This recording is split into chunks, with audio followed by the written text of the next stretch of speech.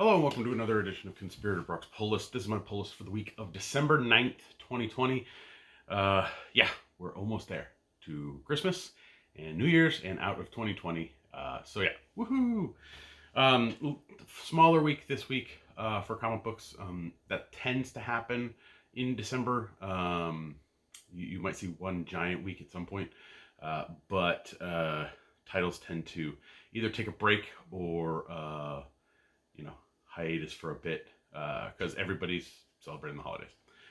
And comic book people are spending money on other things like Christmas presents.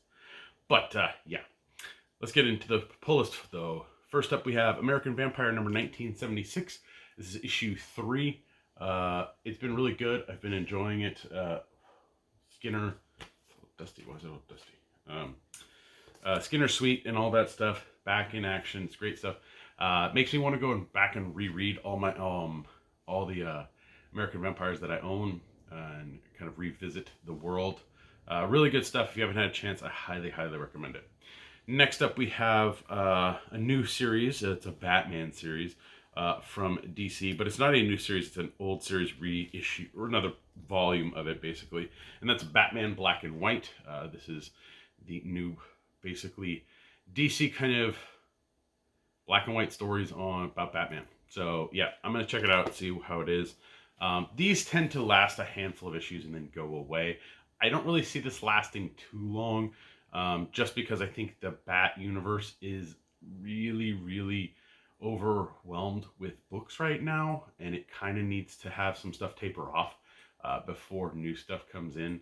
And if this is one of the cases of it's a mini series, it's come and goes. It's fine. You can get it or you can skip it, however you want.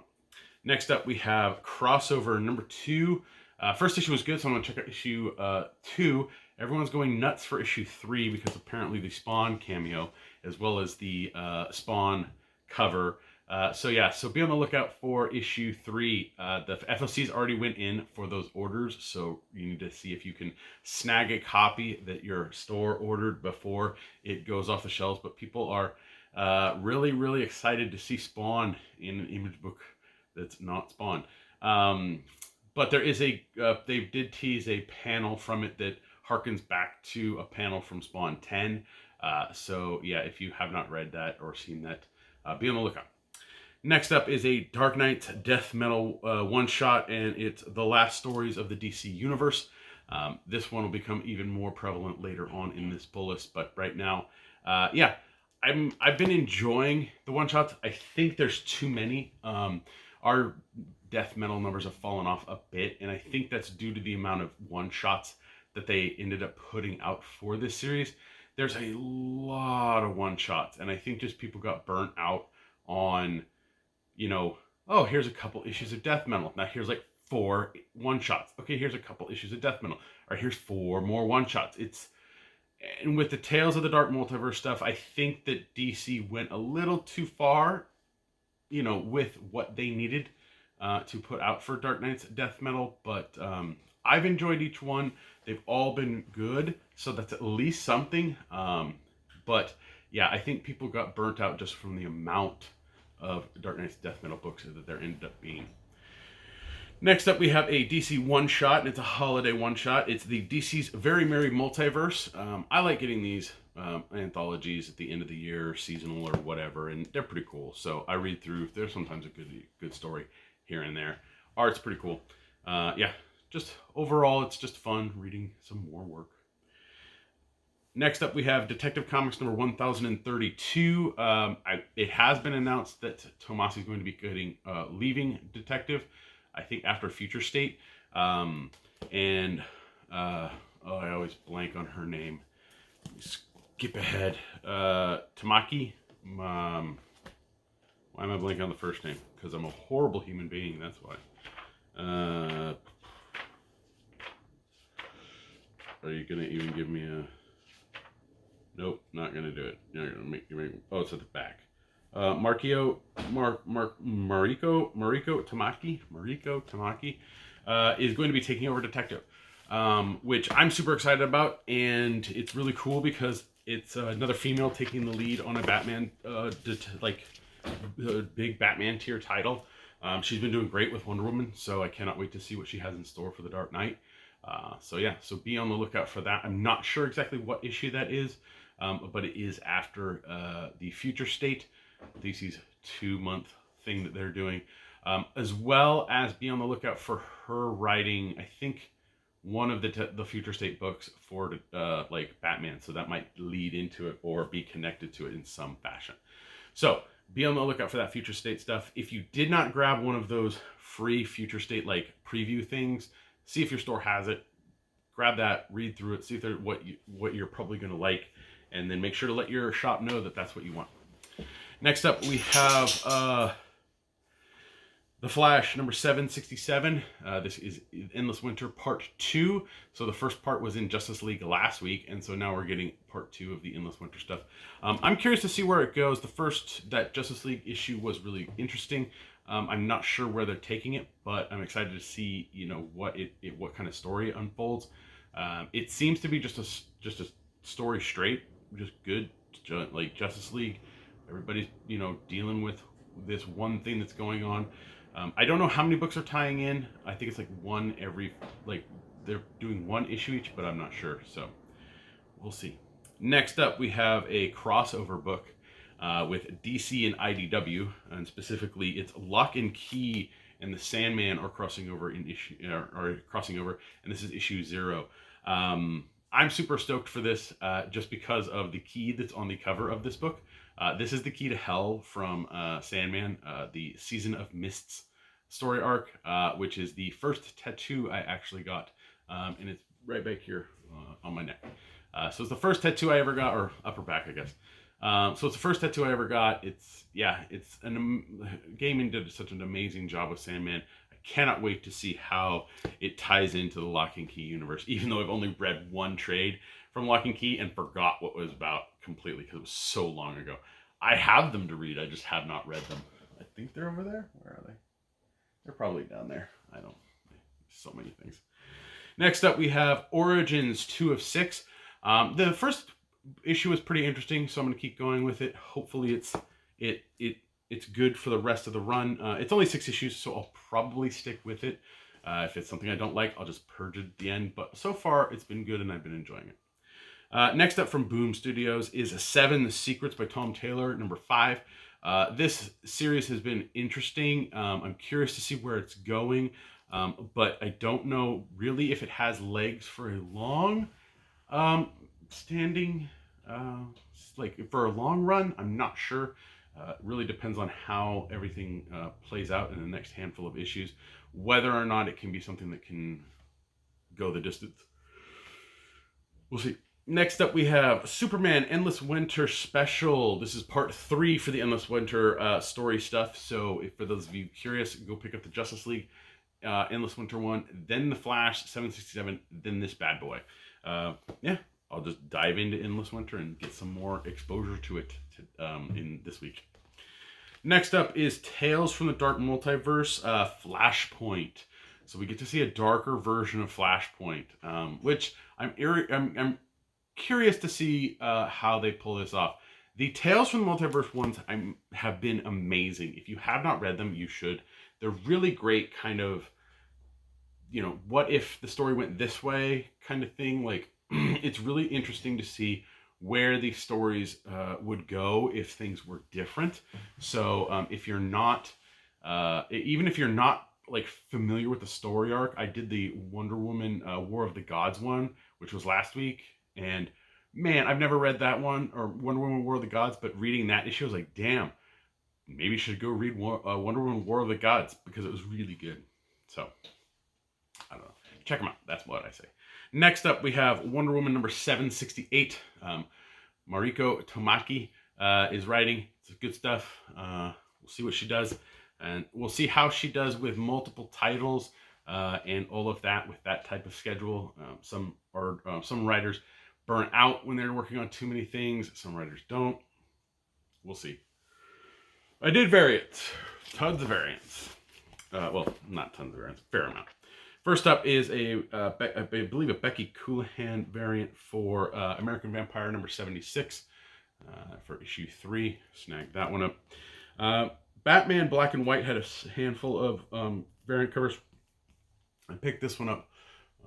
I'm not the biggest fan of it, but it's okay. There was a Peach Momoko one for the black and white. I snagged that up as well. And then a black and white, the blank that's not really black and white, it's more marbleized or rock, I don't know. This is the variant, though, of like the week. And this is the variant that everybody, I think, is probably going to be trying to get their hands on because it's connecting to something. Yeah, it's the Gary Frank variants are coming out for the Dark Multiverse, or sorry, the Dark Knight's Death Metal one-shots. And so the first one is out in all of its glory. Look at that thing. Oh, it's so beautiful. But yeah, Gary Frank's image that's been circulating around. This is the first one. There's going to be two more to go on the left side and the right side of the book. And it really makes an awesome layout. Somebody asked me which cover I would want the most. And it's actually going to be the next. I think the right side is the one I want the most. But all three are amazing. So this is the variant that you need to be looking for on the shelves. It's a 1 in 25. So who knows how many stores got, like how many each store got, because it really depended on how many they ordered of the last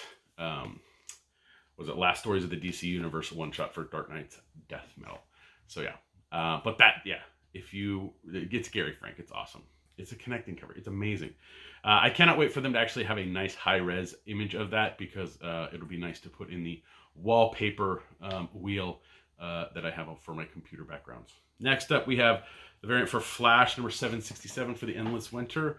So he's racing on some frozen water there, or frozen snow, or whatever. But yeah, cool stuff. And we got Superman Endless Winter Special. Superman surrounded by a bunch of snow, so we'll see what goes on there. We got a variant back in stock, or we were shorted a variant. We got it this week for Undiscovered Country number 10. So this is the variant for that.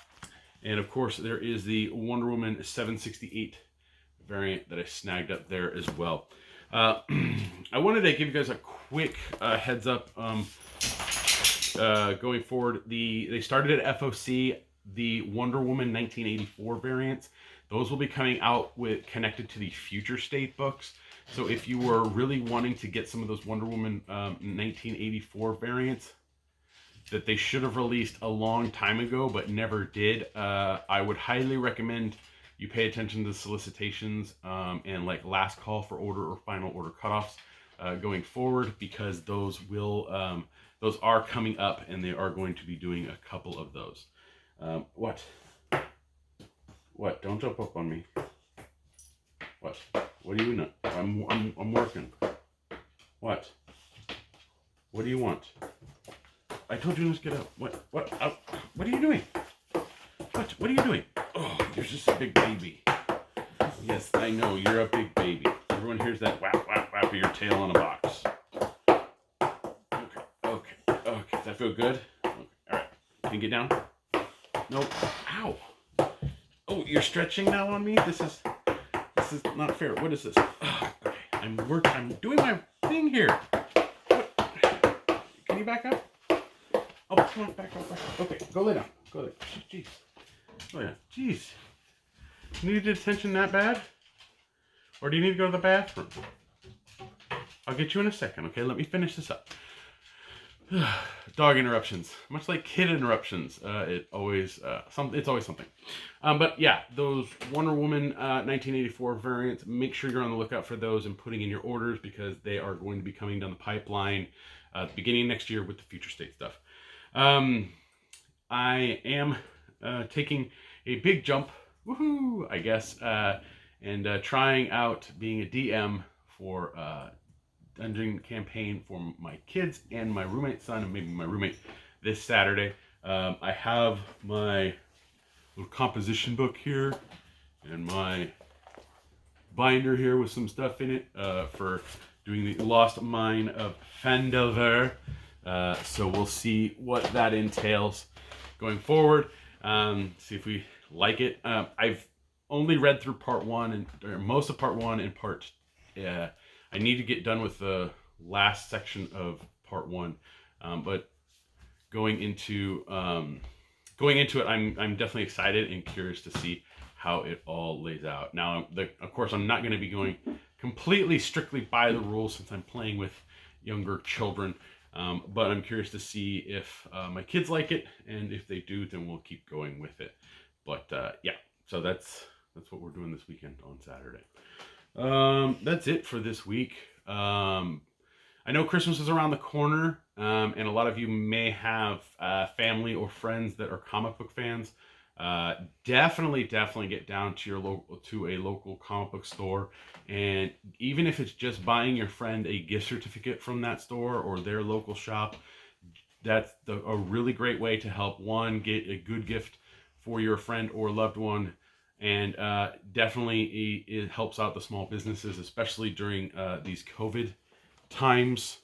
So yeah, it's definitely something that is I know for us, we're down to we're back up to full capacity with limited shopping time for people, with California being in lockdown, I guess, again until basically next year.